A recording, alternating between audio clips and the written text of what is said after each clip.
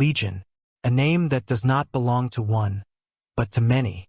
A single word that has haunted scripture, theology, and psychology for nearly 2,000 years. In the Gospel of Mark, a man tormented by unseen forces confronts Jesus near the tombs of the Gerasenes. When asked his name, the spirit within him answers, "My name is Legion, for we are many." That sentence would echo through history, both a confession and a warning.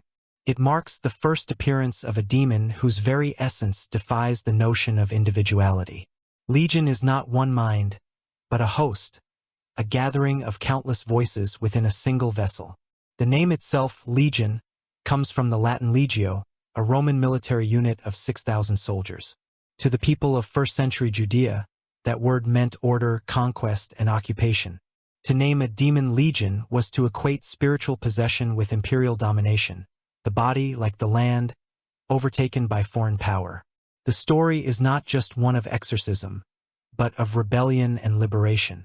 The man freed of Legion mirrors a people yearning to be free from Rome. Over time, this biblical image transformed. In early Christian writings, Legion became less a singular event and more a symbol of what theologians feared most: collective corruption. Medieval exorcists invoked the name when confronting victims who spoke with multiple voices, often in different languages.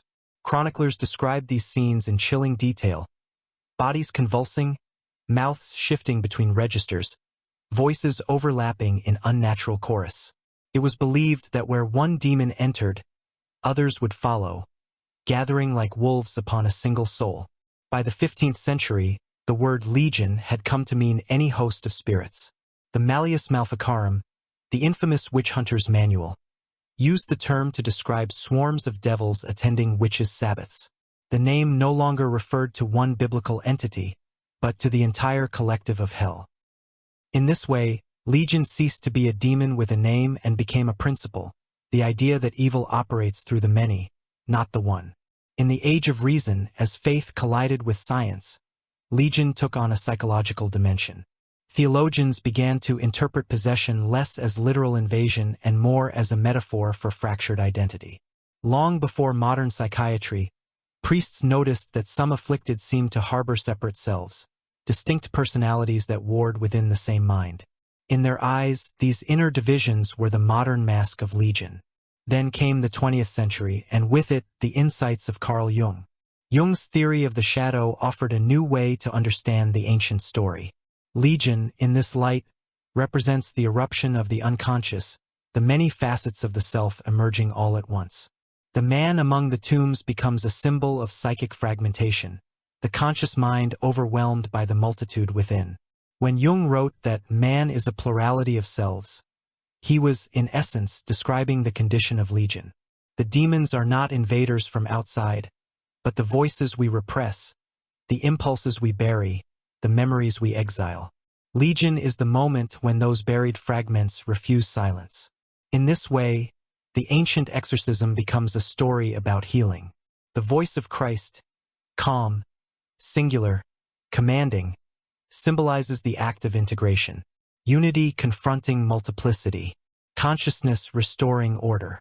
What religion described as deliverance, psychology reimagines as individuation, the painful but necessary process of becoming whole. Yet Legion's story did not end in theology or analysis. The modern world resurrected it through culture.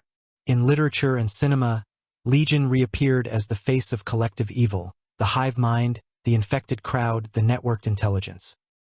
William Peter Blatty's The Exorcist and its sequel Legion transformed the ancient demon into a metaphysical presence that moves between bodies, whispering through the guilt and weakness of humankind. In film and television, Legion manifests in new forms. A swarm of spirits in Supernatural, a mutant mind fractured into infinite selves in Marvel's Legion, a host of angels and machines in apocalyptic thrillers. Each version speaks to its own age. Where the ancient world feared possession by spirits, the modern world fears possession by systems, by technology, by ideology, by the faceless collective. In the 21st century, Legion has left the tombs and entered the internet. The phrase, "We are Legion," became a digital slogan, used by activists and hackers to represent unity without identity, power without face. What was once a confession of possession became a declaration of defiance. In occultism, Legion occupies an even stranger position. Rarely summoned as a singular demon, it has instead become a current, an energy representing multiplicity, fragmentation, and the dissolution of ego. Chaos magicians sometimes invoke the concept of Legion not to summon external entities, but to confront their own internal multitudes, the many aspects of self hidden beneath the illusion of one. Rituals involving overlapping voices or mirrored reflections are said to mimic the feeling of Legion's presence. Confusion, echo, and the breaking apart of consciousness. But this practice carries its warnings. Psychologists have long noted that experiments in multiplicity can trigger disassociation.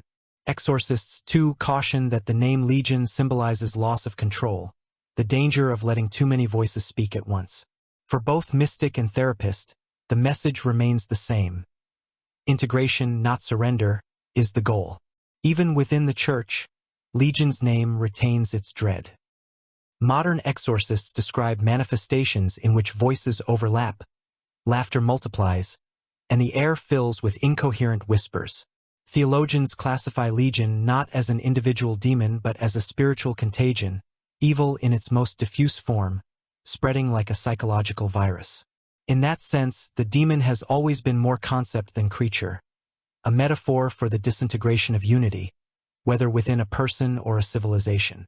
Perhaps that is why Legion endures. It is not merely a ghost of scripture or a relic of superstition. It is a mirror, a reflection of humanity's ongoing struggle between the one and the many, between individuality and conformity, consciousness and chaos, sanity and the swarm. When the man among the tombs cried out, "My name is Legion," he may have spoken for all of us, the divided, the haunted, the countless voices within. And when that multitude was cast into the sea, the act symbolized more than divine power. It symbolized the human hope for wholeness. To this day, the story asks the same question it did 2,000 years ago. Who are we when we are many? And in every generation, through every new form, from scripture to psychology, from ritual to data, the same answer whispers back. We are Legion.